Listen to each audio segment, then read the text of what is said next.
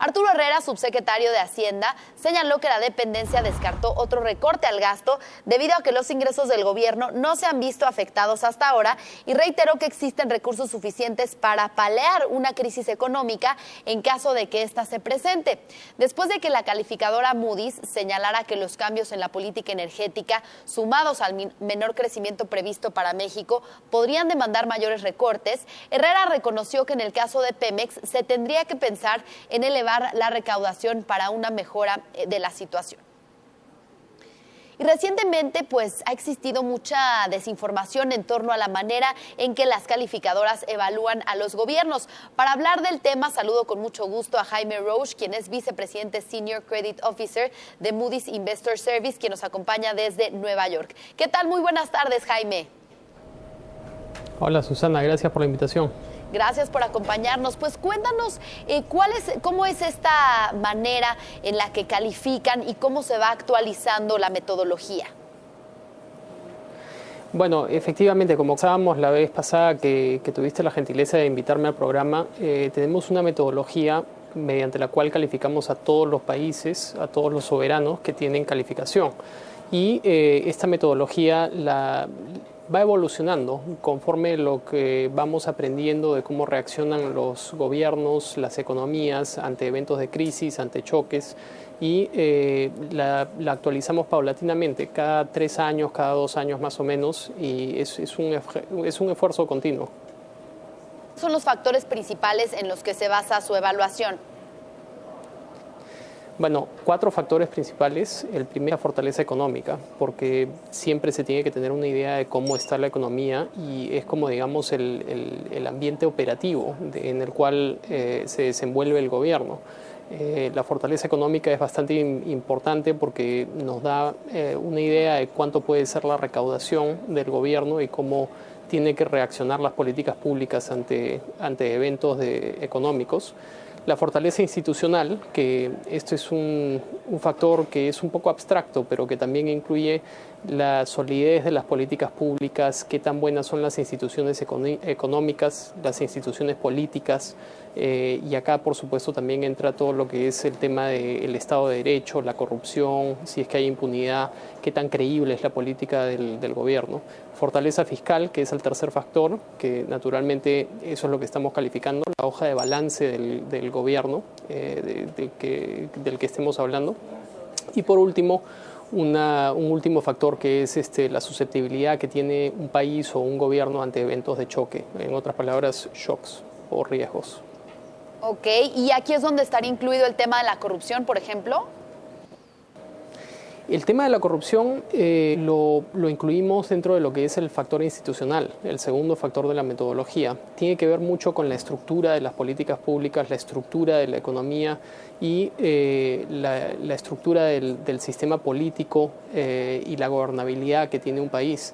Entonces, el tema de la corrupción es algo que incide mucho sobre cómo se desenvuelven las políticas públicas, qué tan efectivas son, por lo cual ha sido una parte integral del análisis de lo que son las instituciones en cada país.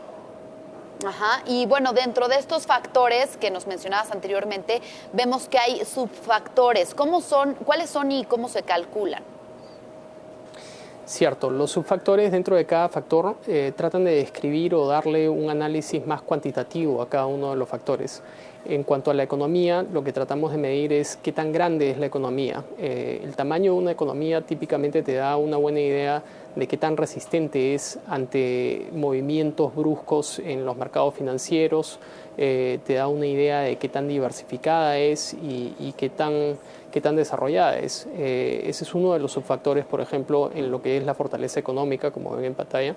Tenemos otros subfactores como incluyendo el nivel de ingreso dentro de la economía, el nivel de competitividad de la economía, qué tan fuerte crece la economía. Todo esto te determina la fortaleza económica.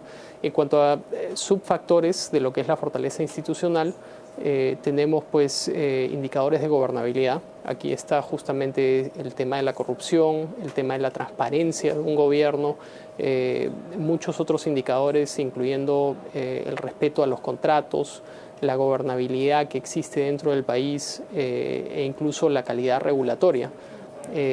Aparte de eso, también tenemos indicadores de lo que son subfactores de fortaleza económica institucional. En otras palabras, qué tan buenas son las políticas económicas del Banco Central de cada país, del Ministerio de Hacienda y otros subfactores en las otras dimensiones que vemos.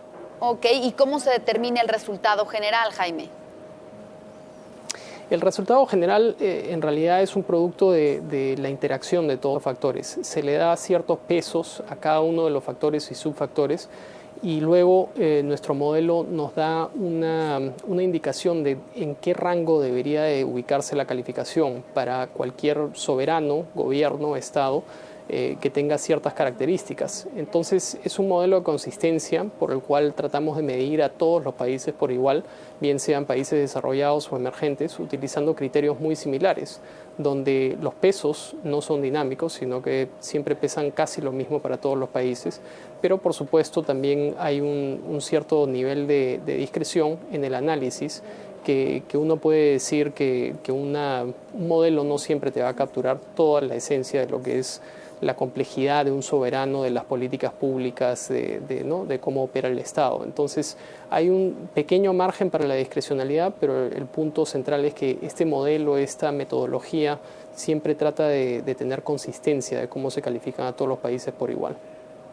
Bien, y recientemente, Jaime, pues hemos escuchado al presidente López Obrador decir que su metodología es antigua, que ya está caduca, que se utilizó en el periodo neoliberal. Ya nos decías que cada 2-3 años pues se van actualizando.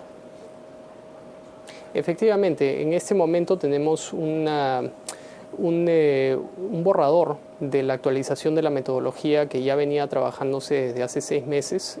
Se ha publicado en nuestra página web, donde todas las autoridades de todos los gobiernos e incluso el sector privado están invitados a dar comentarios sobre esta última actualización, que ven como factores que sí valen la pena evaluar más, donde se requiere mayor transparencia.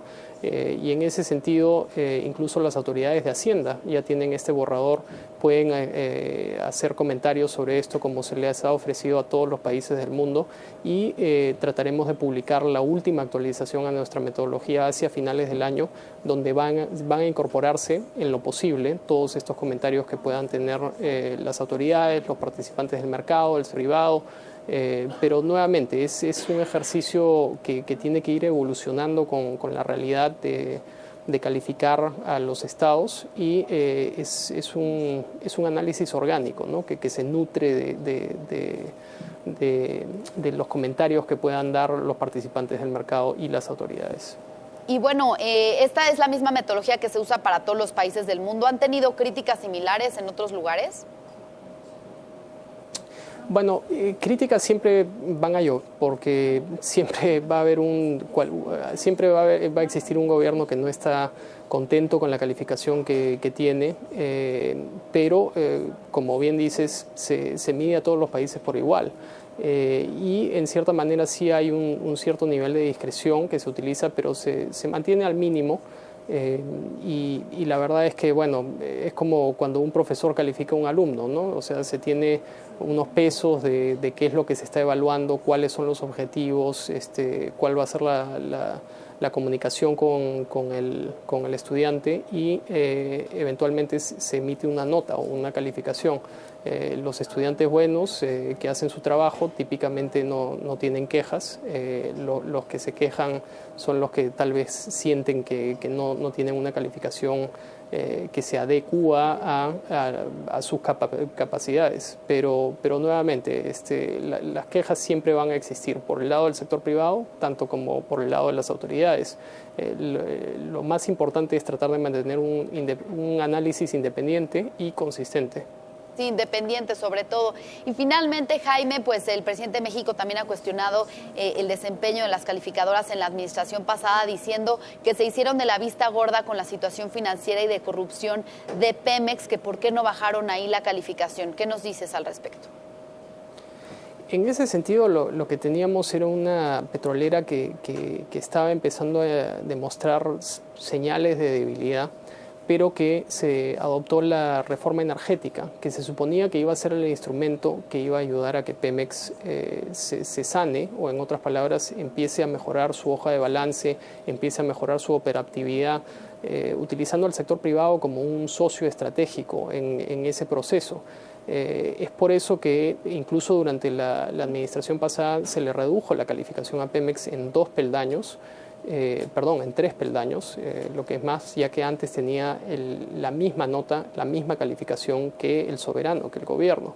Entonces se le redujo la calificación tratando de reflejar estas preocupaciones que teníamos por el lado del desempeño financiero de Pemex, y eso lo dejó pues en este nivel al borde del grado de inversión, y es por eso que lo que sigue hacia adelante es tan delicado, donde era necesario seguir ayudando a que Pemex mejore su hoja de balance, su operatividad y su fortaleza financiera, siempre de la mano de mantener la confianza de los inversionistas.